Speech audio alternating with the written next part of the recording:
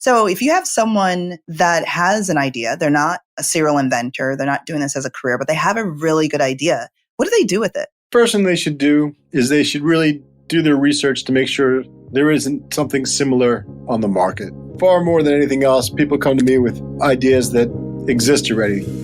Rain Podcast. Hi, I'm Nova Lorraine, fashion designer, brand advisor, and founder of Rain Magazine. Welcome to our award-nominated Unleash Your Supernova podcast, storytelling at its best. Discover and learn from the gutsiest creative entrepreneurs from around the globe. Listen for new secrets and hacks to increase your mindfulness, creativity, and entrepreneurial spirit, all to help you unleash your superpowers.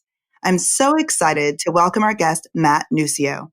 Matt is the president of Design Edge, a toy and game development and licensing agency, whose clients include Mattel, Hasbro, Spin Master, and Fisher-Price, to name a few. For years, Matt has co-chaired the Toy Association, representing all designers and inventors within the toy industry. Matt sits on the board of the United Inventors Association of America to educate and advocate for all types of inventors. Matt writes a column in Toy Family Entertainment magazine, and Design Edge's products have been nominated for and have also won many industry awards, including Toy of the Year, Toy and Game Innovators, Games 100, and many more. Matt was honored by the NSA as an American innovator and was listed as one of the top 100 most influential people in the toy industry today. For 2 years straight, Matt has received this nomination. Welcome, Matt. Hey, how you doing? I am good, although it's can't say I'm liking this weather outside with the rain and the wind and the gloominess, but I'm doing good. See, I would think you would like rain. Oh, I like that. I like that. Yes, let it rain. Rain is good. I get it. The trees are really happy and what it does in terms of our magazine.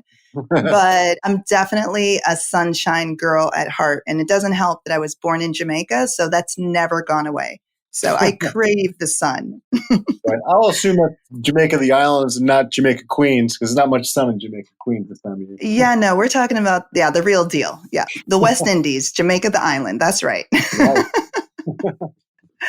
So I am so excited to have you on the show. I'm definitely a kid at heart. Grew up playing games. I have 4 brothers and a sister, so there was 6 of us growing up. And it was an era before in-home video games and smartphones, et cetera, et cetera. So games were a big part of my life as a child.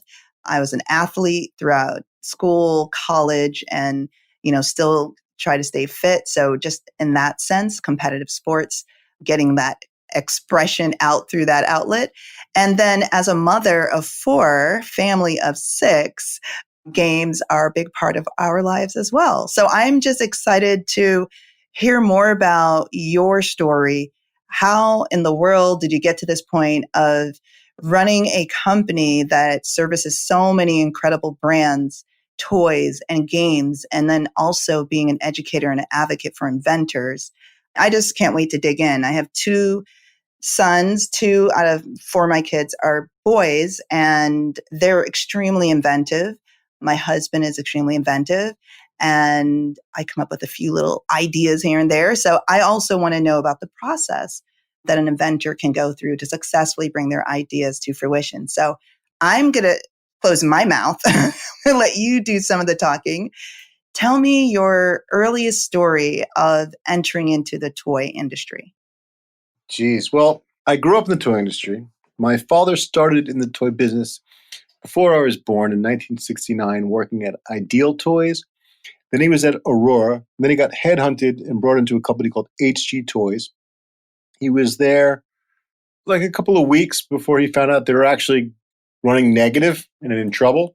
Mm. And then my father, being your classic Brooklyn hot-headed Sicilian, was like, oh no, not while I'm here. I'm about to have my second kid, which was me.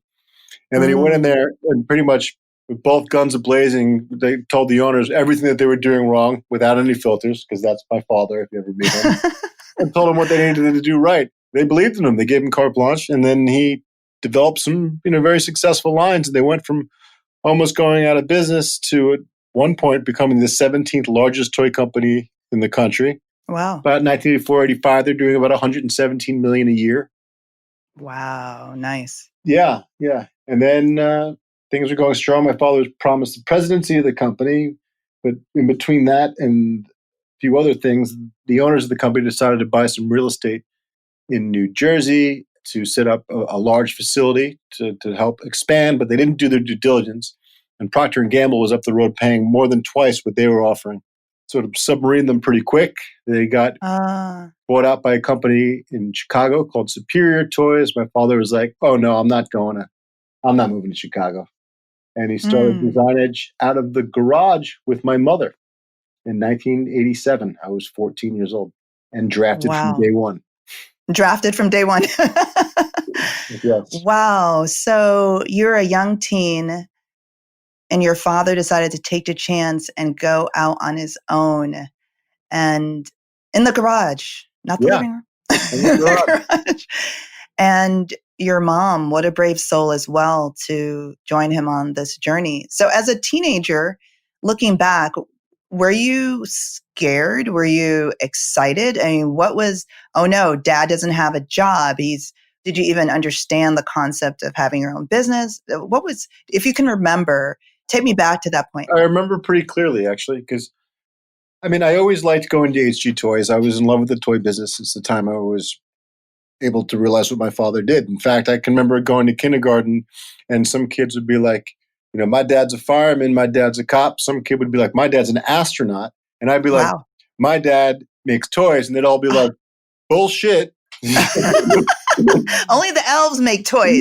Right. Meanwhile, the kid whose dad was an astronaut wasn't an astronaut at all. I bet he was an alcoholic. But oh gosh. Everyone believed him, but I was the liar. But, wait. At least they both started with A. Okay, so he was on the right track at least. And then even as a kid, I was pitching toy concepts. In fact, wow.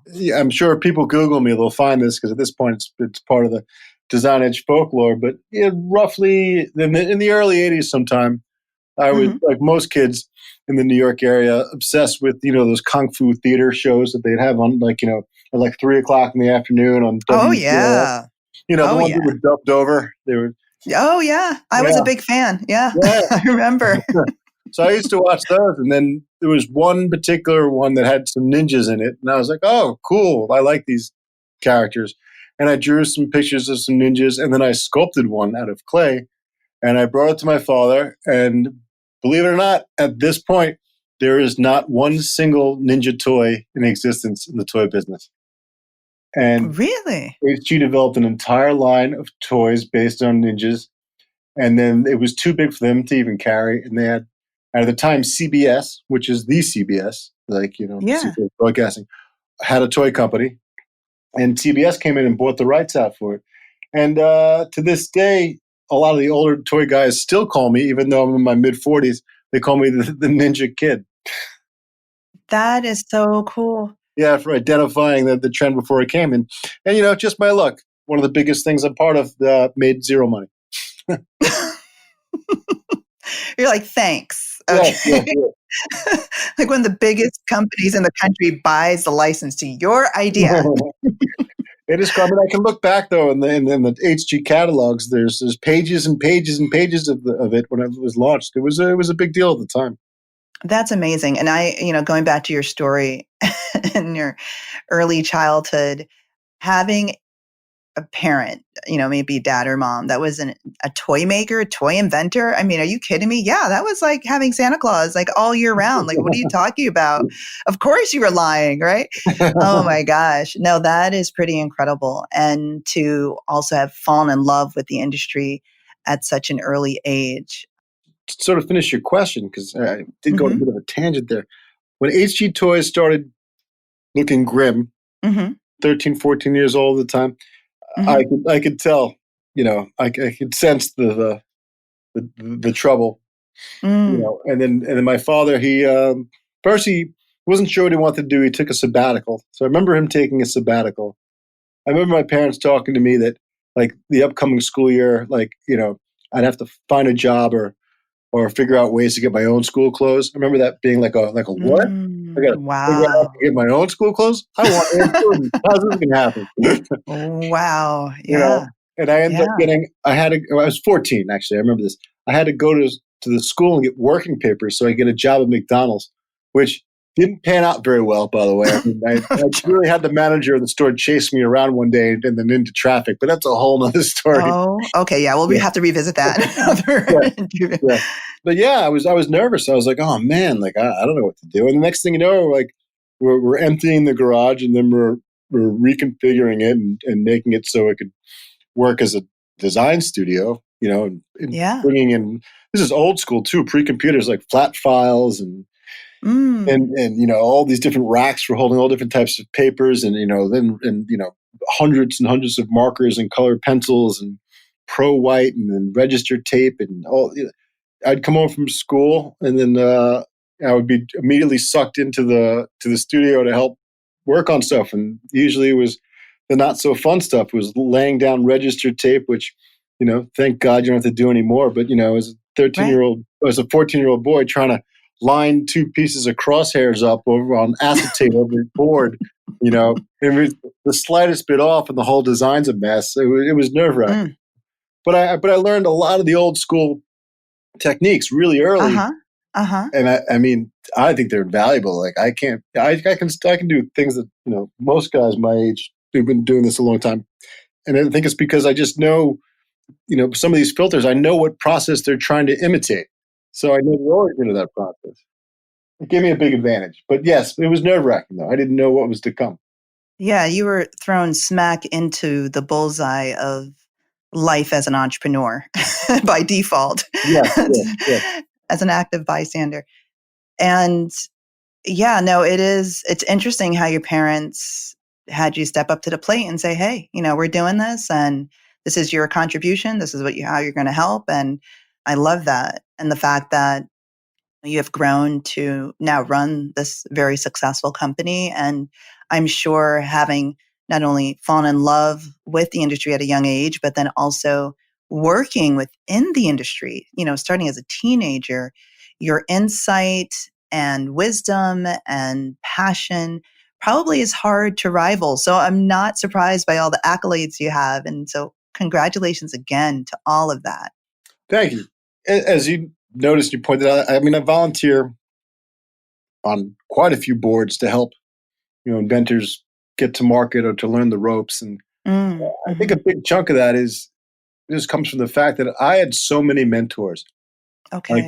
just coming in at a young age, it's surprising how Hmm. many guys and women were willing to, help me and give me honest advice. Cause I guess, I'm young. I'm not threatening to them. They weren't worried about losing Right. their job to me. And there, Hmm. there I am. I'm Mark Nuccio's son. So let's see what we can do to help.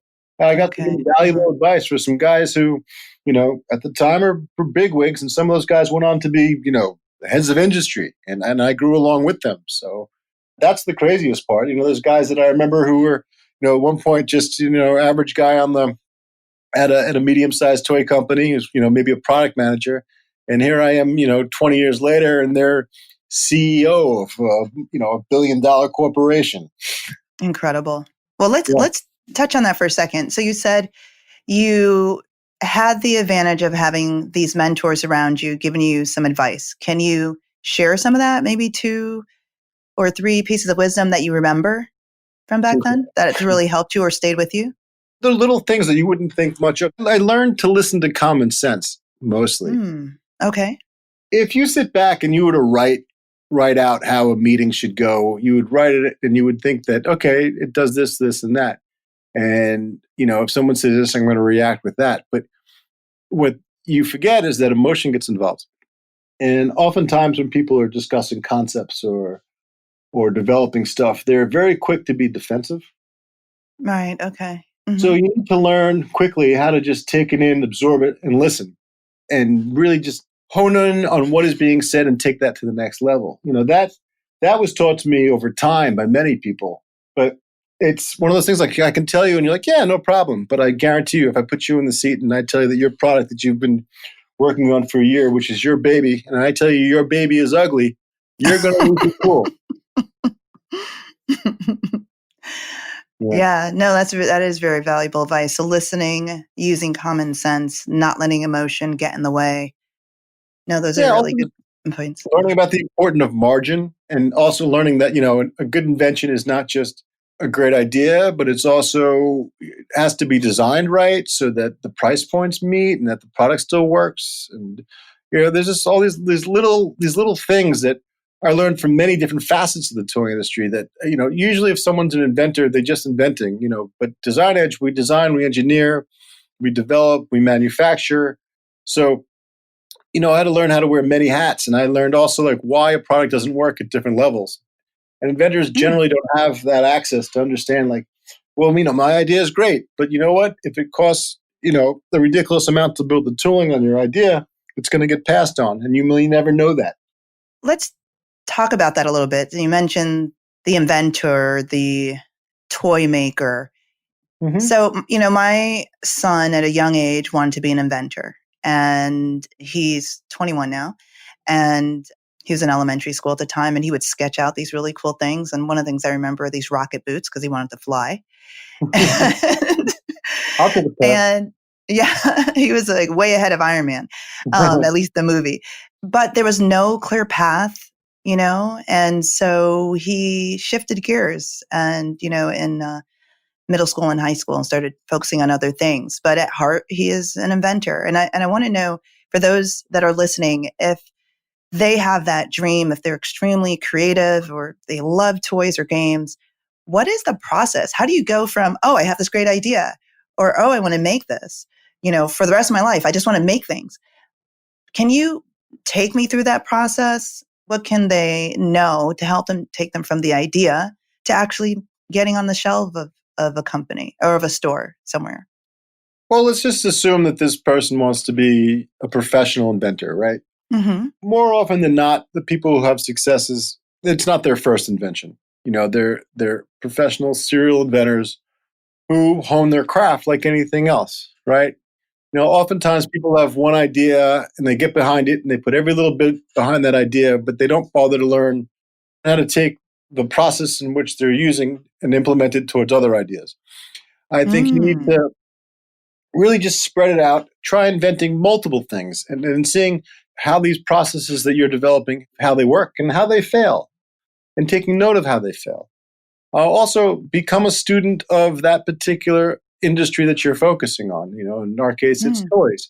And then find a segment of that business, sub-focus, because there's a very different discipline to creating doll mechanisms than there is to making game engines, and then That's as there true. is to, Mm-hmm. doing cut and sew. And Mm-hmm. the more you focus on that, the better. It's akin, I guess, to being a musician, right? It's amazing how everyone gets that you can't just sit down at a piano and write a concerto, right? But for some reason, they think that they're going to invent the next great thing because in the middle of the night they woke up and had to do two things: write down their idea and then go pee, right? Right. Right. Right. So it's a discipline. It is, and that Mm, shouldn't be right. ignored. If you want to be an inventor, put the time in. So, to start, would you say there's any particular areas of study you should be looking at? And, obviously you need a J job of some sort to support yourself until the ideas are brought to life or are making revenue. Do you have any thoughts during those stages? Yes, no, the toy industry is a multi-billion-dollar industry. You can get a job in the toy industry if that's what you want to do. You can Okay. study. You can be a major in toy design. Oh, FIT has toy design major and has had it for over 20 something years, maybe close to 30. There's Otis out in Los Angeles also has a toy design program. ah, And there okay. are people popping up, and then there are major schools that have, maybe not the whole program, but they have programs that focus on it. Then that's toy design. Inventing and toy design are not necessarily part and parcel, but if you know how to design a toy and you have an idea, that's a big leg up. That's true. Good pieces of information. I wouldn't have thought about that. And I went to FIT and I had no idea they had a toy design program. Yeah. And that's probably because I was completely obsessed with fashion and that's all I cared about at the time. Right. Well, no, I went to FIT too, and design majors that weren't fashion design majors would sit on the stoops. Now, this is the '90s, right? So I'd sit on the stoop Yeah. in my oversized Janko jeans and wool hat, like, chain smoking cigarettes, looking like a complete homeless guy, as like all the fashion majors walk by as if they're walking the runway. That's right. Every day was a runway. Okay. Yeah. Oh man, I love it. Tell me, if you could give advice to yourself 5 years ago, based on what you know now, what would that be? I give myself advice 5 years ago based on what I know now. What would that Mm-hmm. be? Wow, I had to Mm-hmm. restate the entire question to buy time. What would I do? That's a good question. Sometimes if I had some successes, I start to put too many eggs in one basket. I think I would advise myself to always make sure I don't put all my eggs together. Okay. I like that.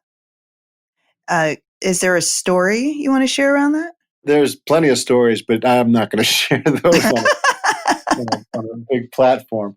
And not that they're all bad things, but I think you're ignoring other relationships too. So you could be Mm, fostering one and be like, this is great, but when you're an inventor, you really have to be able to get a big portfolio of stuff, and it's got to be in many different areas, and you should be working with different companies. It also gives you a better sense of how the economics of it work too. So if you're getting royalty mm, streams from several companies, and you notice that this company is deducting that and that one's not, and vice versa, or they're selling the same quantities at the same price, but this guy's royalty is calculating this and that guy's is that, you need those comparisons, because there is no true handbook to calculating that. And that's that's a good the point. dangerous part about inventing. It's oftentimes new inventors come to me and they're like, what's the royalty rate? And I'm like, does it matter? And they're like, oh yeah, because this guy's offering 10%, and this other guy's only offering 5%. I don't want to go with him. I'm like, it's 10% and 5% of what? How are you defining that net gross? Is grandma on Mm, the books for $5 billion?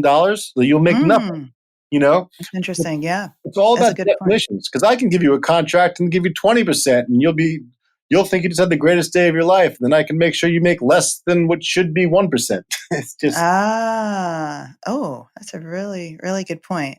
yeah, Okay, that's good. I hope you guys are listening out there. Some really good business advice here that you could apply to anything. Okay, so I mean, and then in yeah, other thanks. industries, these things have happened. This isn't, it got so bad in the music industry. That's where, our ASCAP and all that had to come about, right? To protect the Yeah, that's rights of true. these people, but, the toy industry isn't as regulated. There's not the wide breadth of creatives in this industry as there are in, like, say, music and acting that need That's the a good protection. point. Yeah.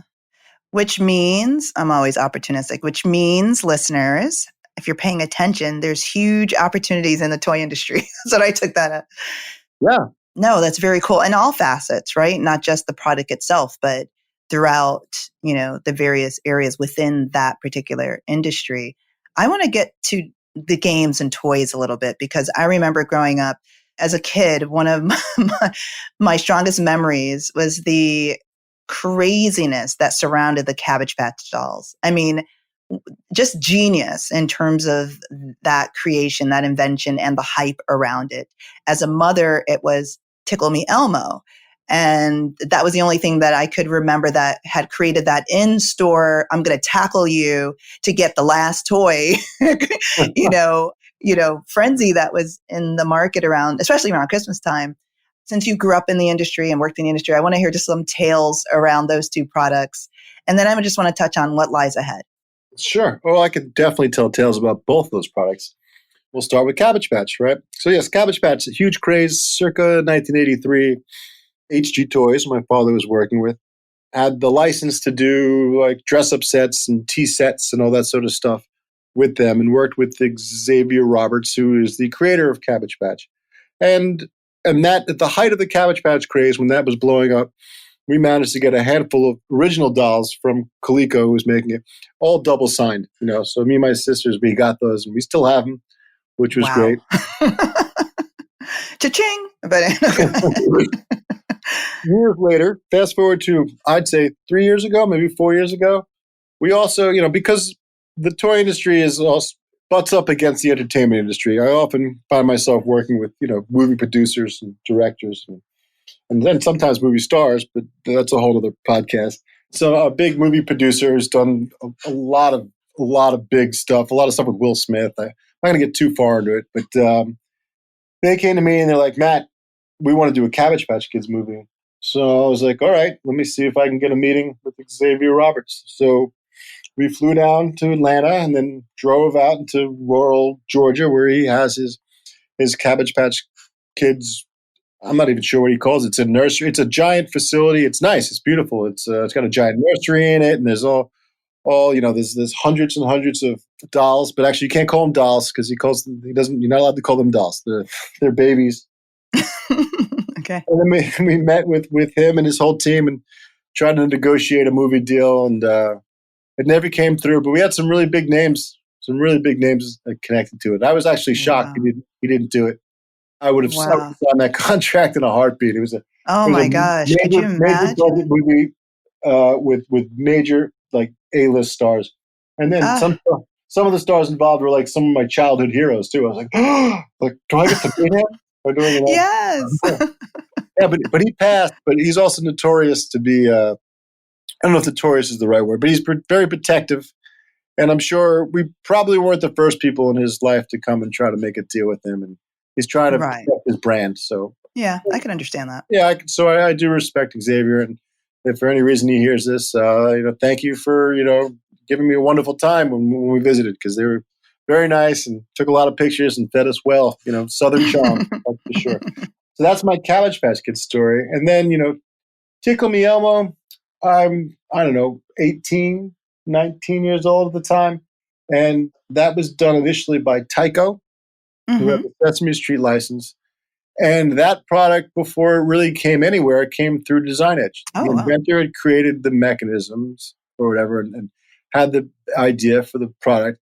And then Tycho brought it to us to just do some studies on it. And I was just, sitting at a drafting table, not in the garage at that point, but at our second office, Okay. doing rough marker renderings and helping my mother trace stuff off and do Wow. variations and stuff. And it just seemed like another product. And then, with about 18 months later, it was everywhere. And I was like, cool. And I was like, let's try out all those marker renderings. Great. Yeah. Amazing. Amazing. And before we get into the future of toys and what's happening now, I just want to touch on the comment you made about, your position allows you to interact with some really well-known people and producers, childhood superheroes. You're traveling, all over. Just give me a little more detail on the day in the life of a toy maker, toy inventor. Just take me through that for those that are interested. Sure. Well, it's a good call. It can be as mundane as everybody else's jobs, I guess, right? Certain days. But then there's other days when you find yourself in some celebrity's hotel room and the celebrity pitching you their horrible toy idea. Yeah. And then you're just like, now how do I ask this guy for free tickets to his movie? Yeah, but I've also had there's been some very successful ones. And as I started taking over Design Edge, actually, we started working. Like one of my actually more funnier stories is that, not funnier stories, but more successful celebrity connections is just working on those 6 Degrees of Kevin Bacon with those guys. Oh. That was pretty cool. It was just like, three guys out of college, and they had teamed up with a company called Endless Games, and we met them around that time that the book was taking off because it was believe it or not, that was a New York Times bestseller, 6 Degrees of Kevin Bacon, and Really? Kevin Wow. Bacon Uh-huh. hated it, hated it. He was so upset. He thought he was Oh being made no. fun of. He wouldn't give Oh, us time of day. Really thought wow. he was being mocked. Years later, it finally, when he just had to start accepting it, right? Because it just became synonymous with him. He invited us to go to his one-man play in Manhattan and gave Mm, us front row seats. And it was wow. great until one of the guys that we came with brought his girlfriend who was hammered and fell asleep in the middle of the one-man play, and then was Oh snoring so no. loud it Gosh. was humiliating. And Kevin Bacon's just staring at us. We're like, of course, we can't win. We can't win with him. And then we went into his dressing room after the show, and one of the girls knocked over his cactus, and it broke in half. And it was, Oh, oh, yeah, yikes. yeah, Yeah, from bad to worse. yeah, yeah. So, so one of the things that, uh, I had learned, a little birdie told me that most people wouldn't realize how much travel is involved in what you do in your industry as a toy designer, inventor, toy maker. How much travel do you do? Like how much of a jet set in life do you have? Because most people think about that with fashion or music, maybe even a blogger. But what is your comment to that? Well, yeah, but the toy industry is a fashion-based industry. It's global. Right now, currently, is the longest I have not been anywhere. But if you're listening to this in the future, we're in the height of the Corona quarantine. So, Yep. but normally I'm on a plane at least twice a month, going all over the world. Tokyo, Mm, Hong Kong. Right before Corona, I was in Nuremberg, wow. Germany, Singapore, Israel, Jordan. I once wrote it out, and it was over. I lost track, over 30 countries, all for work. Mm, lots of mile rewards. Is that what I take Yeah, from that? yeah. When you find yourself in Johannesburg, going like, "How the heck did I end up here?" That's Yeah. incredible. And I did not know that the toy industry went hand in hand with the fashion industry, which makes complete sense. It's just one of those things you don't think about. You have your games, you have your toys, and we kind of take it for granted that they're there, but how they actually come to life and what's involved behind the scenes, most people don't get insight in. I remember as a fashion designer at FIT, one of the designers that was up and coming FIT grad and just phenomenally talented was Byron Lars. Hmm. And some years later, he, made a deal, I believe, with Mattel. I just remember seeing his fashions on Barbie dolls, and I was just blown away because he had the most incredible designs. And I was like, oh, you could do that as a designer, as a fashion designer, you could team up with a toy company, and blew my mind. So again, it's just really enlightening to find out about that. And so even as someone that's interested in fashion, that's something to think about too, and how the two work so closely together. Well, people definitely get to how big the fashion industry is for some reason, but it's amazing how small people think the toy industry is. I swear I've had to convince people that no, I am not painting wagon wheels because Christmas is a month away. You know, they're always like, "Oh, you must be so busy. Christmas is in 3 weeks." I'm like, "I'm not making toys right now for Christmas." Right? You know, it's You're not in ridiculous. your garage literally Yeah, hammering out, yeah, the yeah, last wooden yeah. wheel. But that's the cute, naive ones. And then I get the other people like, "Oh, you make toys? What kind of toys?" And I'm always like, "Oh, really? Yeah." And I get that a lot, like a lot. Really? Like, Come yeah. on. And their face always looks like they thought of that themselves. Like, "Oh my God, this is so funny. I'm original." They're so proud of themselves they came up with that. Yeah, yeah. Oh man. Let's talk about the future of toys, because I was really pleasantly surprised to see the coloring books everywhere, these incredibly detailed graphic designs and patterns and prints, especially for adults. I was like, oh, and I was just like buying them for everyone. just, I loved coloring as a kid. And I know, having started in the psychology space, studying psychology before going into fashion, I know the therapeutic effects that something that simple, would have on someone, and how it could lower stress. Yeah, the toy industry is not just for children anymore. It's all over the place. Look at the amazing growth of games and puzzles in the last few years. Hmm. It's party games, it's strategy games. It's crazy. It's grown so much. And as we speak, this quarantine has only made it that much bigger. Some of these games That's and true. puzzle companies are reporting growth of 300 to 500%. What? Yeah. It's crazy because Wow. everyone's at home and they're, for years we've been converting the adults to play party games. That's been going on. But I think this epidemic, the bright side is that, people that probably were like, I'm not going to play a game, who have now not been able to leave their house for 90 days, have finally been convinced to play games and they end up loving it. We're converting a lot more adults into loving the toy and game business. Wow, I'm having a hard time stopping this interview. I'm just going to have to ask you one more question. I know I'm going longer than I normally do. So for someone like my son, I have a 14-year-old, just turned 14, and he came up with this really cool card game. He drew it out. He came up with the rules. He created the cards, and then we actually played to test the game. So if you have someone that has an idea, they're not a serial inventor, they're not doing this as a career, but they have a really good idea, what do they do with it? Sure. Well, the first thing they should do is they should really do their research to make sure there isn't something similar on the market. That's step one. Far more than anything else, people come to me with, ideas that exist already. But let's so say you can't find anything that exists. Then from there, make a decent prototype, really test it, play it with a bunch of people and, write out the instructions. And when you write out the instructions, make sure you're programming somebody. You're not just writing a nice short story. You're explaining to them as most concise way that you can everything that they need to do to play the game. Then you hand your prototype with the instructions to people to play, and you do not chime in. You do not say a word. You do not explain to them how to play the game. You watch them play, and if they're screwing something up, that means you screwed up somewhere in the instructions. And that may be to your benefit because you might actually learn something. They might do something that was unexpected that actually makes the game better. You can now add that to your instructions. Or you might find out that it's, really screwing up the whole game and needs to be ironed out.